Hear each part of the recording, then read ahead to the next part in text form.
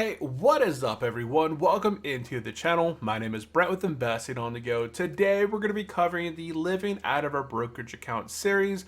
This is going to be week 9 portfolio updates, our buys, our sells, and our total portfolio update as far as income. So we have some updates with TDAC, T-SPY, IWMI, and then we're going to showcase some of the updated journaling that we've done over the week 9 and updated portfolio as to where it is today on Saturday, 28th of February, 2026. So there's a lot of stuff going out there in the market and volatility is all around, right? So if you guys are interested in the progression of this portfolio, progression of living out of your brokerage account, definitely go down below.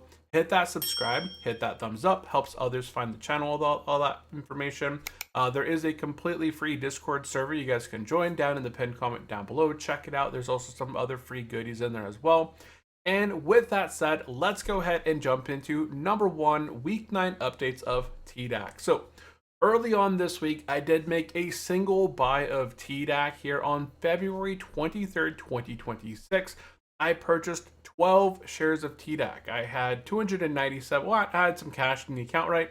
The market had fell. So let's go ahead and take a look at TDAC here. Market open going from Friday into Monday. Market just completely kind of shot down here all the way down to around 24.74 here on Monday. A couple of times here kind of bouncing around. And during this volatility, we went ahead and picked up 12 shares at 24.81. So not quite at the bottom, right in here. So I set a buy, limit buy, and then just kind of caught it along the way right on through here. Picked it up 24.81, 12 shares there early on Monday. Now, TDAC never came back down to that price, so I feel like I got a pretty good entry price into TDAC here. There was no more action with TDAC during that week.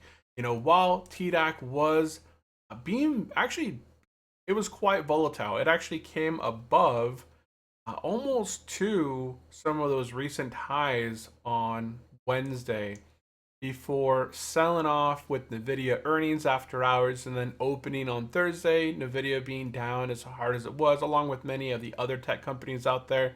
And then we saw that kind of move up there on Friday as support had been kind of hit and it began to move higher. But here we are on weekend. There's a lot of international conflict going on. So we'll see how this opens up on Monday. But overall, TDAC was a good buy here early on this week. Now, number 2, let's talk about T-SPY. Now, T-SPY, along with TDAC, I did pick up some more shares of T-SPY. Right then, February 23rd, 2026, we went ahead and picked up 12 shares of T-SPY at 24.91. So let's go ahead and pop over to T-SPY this time. So as we can see here, Friday, it kind of moved up. Monday morning, it shot all the way back down.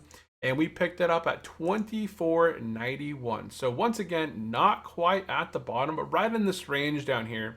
You can see, again, the S&P 500 or T-SPY never hit really this low again as of Monday. So we picked up 12 shares at 24.91, not quite catching the bottom, but we noticed, hey, it found some support. It went up a bit and we put on our limit buy. We bought some, 12 shares at that price. And then guess what happened from, it went extremely wild from Wednesday up until Thursday, essentially, before coming back down. This is earnings, the Nvidia earnings once again. It was up 1.73 from those lows on Monday up until Wednesday. And then Nvidia earnings came out and the whole verdict kind of changed there. Market kind of sold off going into Friday before kind of moving and stabilizing there on Friday afternoon. So same thing there happened with T-SPY. I did have some extra stuff going on with T-SPY, so I did buy on Monday morning. And then I sold out of T-SPY here at 25.09. So as it moved up, from these lows, I went ahead and sold out at 25.09. Right around in here, actually felt like this was a pretty good time. I didn't expect the market to move higher into Nvidia earnings. I was expecting the market to kind of sell off a bit into earnings, but it sold off after earnings. It kind of worked out still the same way, but I went ahead here on Tuesday the 24th. I went ahead and liquidated out at 25.09.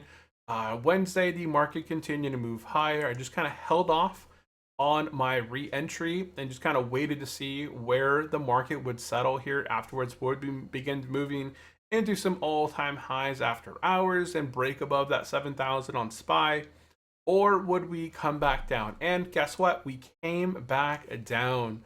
So here on the 26th, we picked up, extra shares. We'll talk about that. 25.05. So we'd sold off up at 25.11. It came back down, hit our limit buy of 25.05. I set a limit buy just in case I wasn't there available. We picked up extra shares at 25.05. And while there were some opportunities later on this week at a lower price, I like to just set a specific amount where I sell, and then I just kind of put in a buy order a little bit less than where I sold, just that way I'm able to recapture. And that's exactly what happened. Thursday market opened up, sold off, hit my trigger. We re-entered into the SPY, and then we just kind of held into the weekend here. You can see here when I liquidated, I sold out of 3,982 shares at $25.09. And then when I re-entered, I bought 3,988 shares at 25.05. So actually I picked up 6 additional shares. I spent $8.98 less for all of the shares, right? I picked up 6 additional shares, spending $8.98 less than when I had initially sold, and I was able to acquire about $150.30 of additional shares. Lowered my cost basis a bit there during that process. And obviously, if I had, waited a bit longer, I probably could have gotten a better opportunity, but I don't want to hold off too long. I just want to exit, keep those profits, relock back in at a little slightly lower price, and it worked out well. Obviously, if we go into Monday with the Iran thing going on, we might see the market break through some of those supports that we recently had during the week. But that is open. We'll see how it goes on Monday.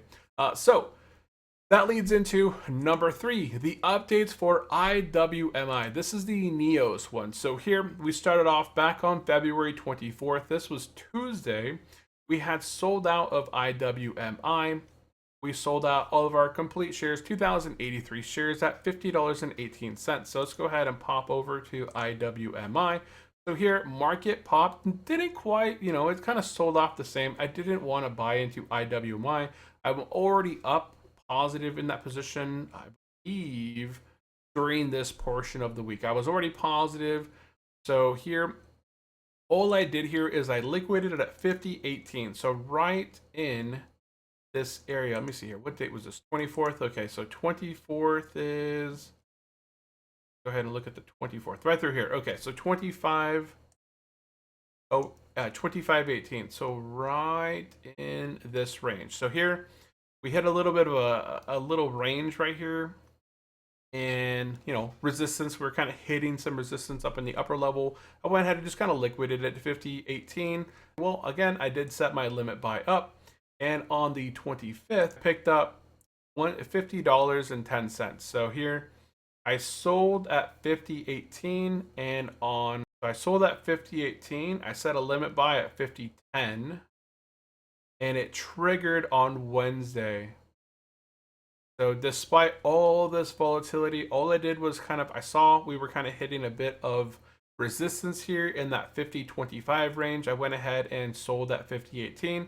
I only set a small smidge, right? 50.10 is just a difference of around 0.19% to the downside.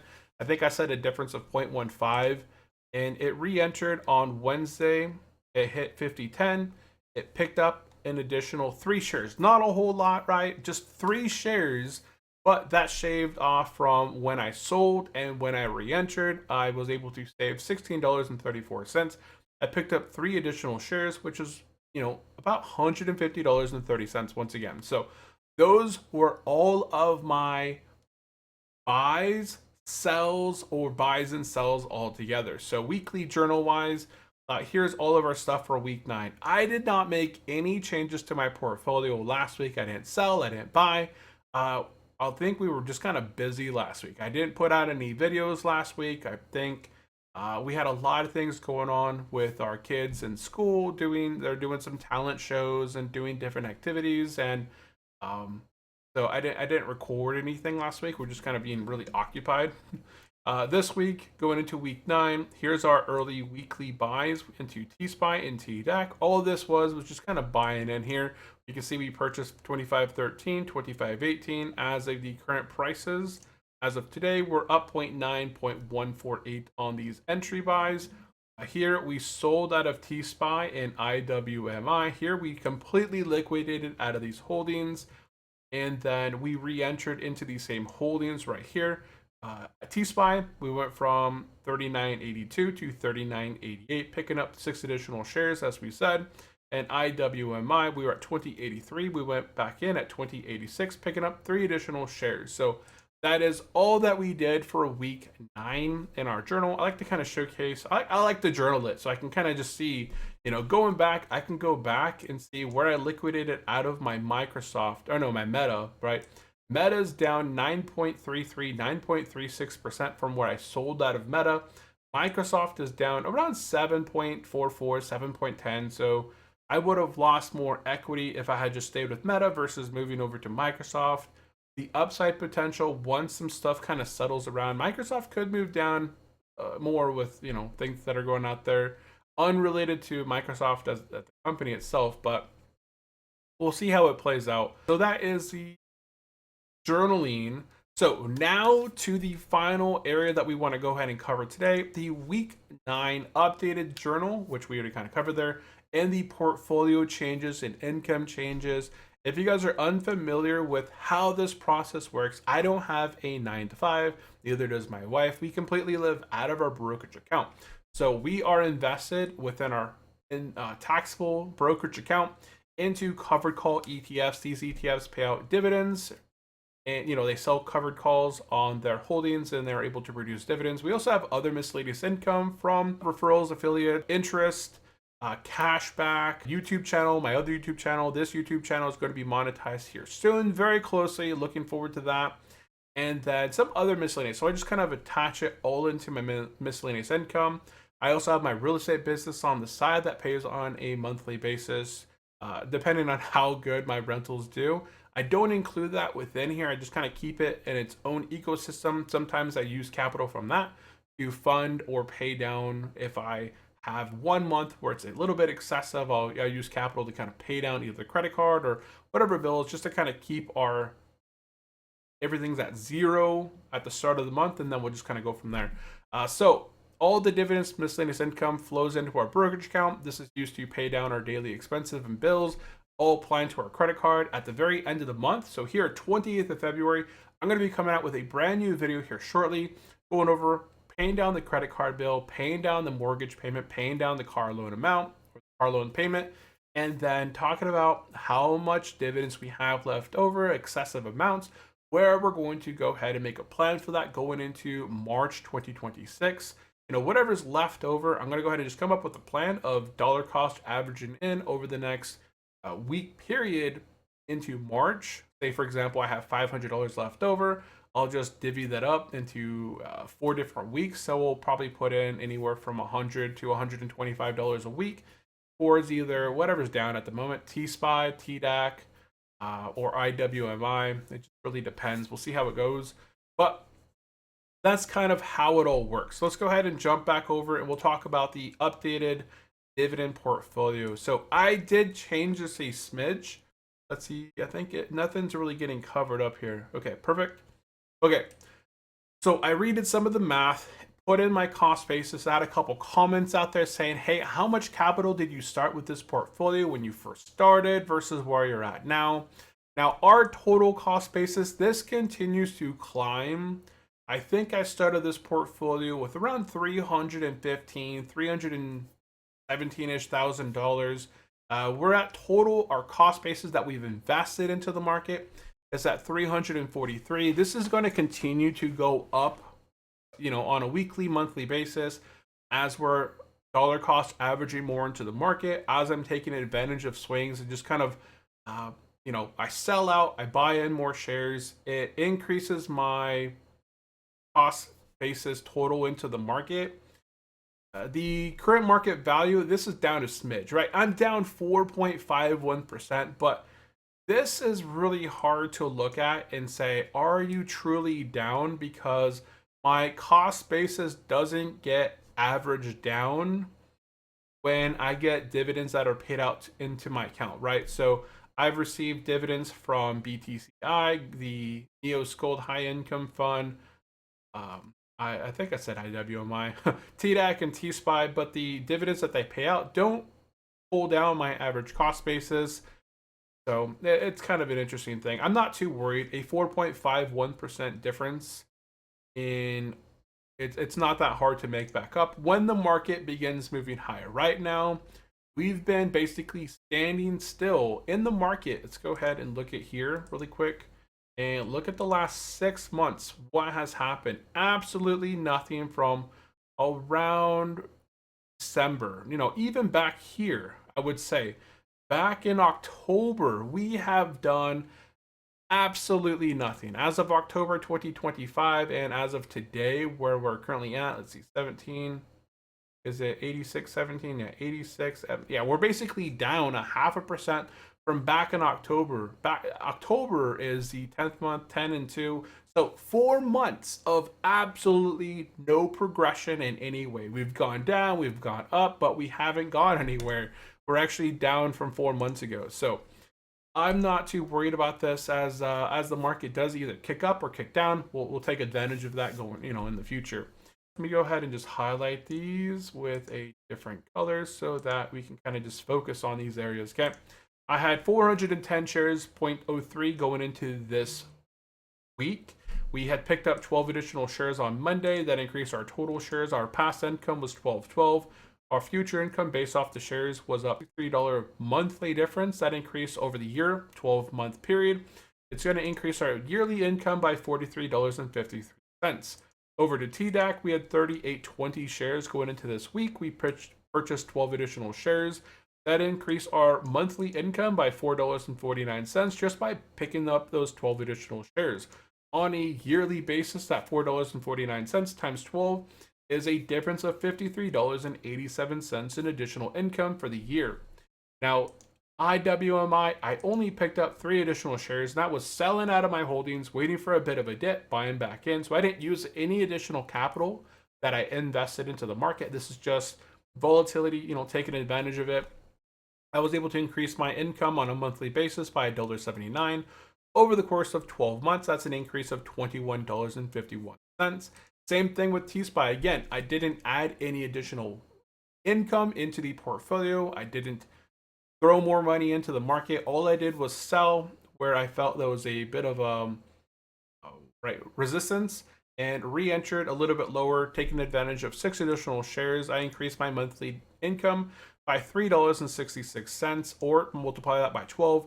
That's a difference of $43.86. So for the week 9 difference in income, so I increased my income this week in week 9 by an additional $162.78. So I'm not doing this every single week. Some days, some weeks, I'm just kind of out doing activities. But here we are this week doing this. So I think that is it. As far as everything else goes, I did want to include a little bit of a screenshot. This is as of February 28th, 7:02 p.m. Eastern time when I took the screenshot. These are all of our holdings right here, so I'm not making anything up, right? We have about $4,000 sitting in cash, and this is after my mortgage is getting deducted going into March 2026.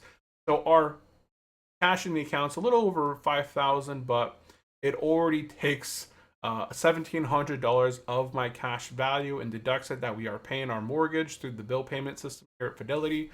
Everything else right there, that cash that's sitting there, that's going to go towards paying down our credit card.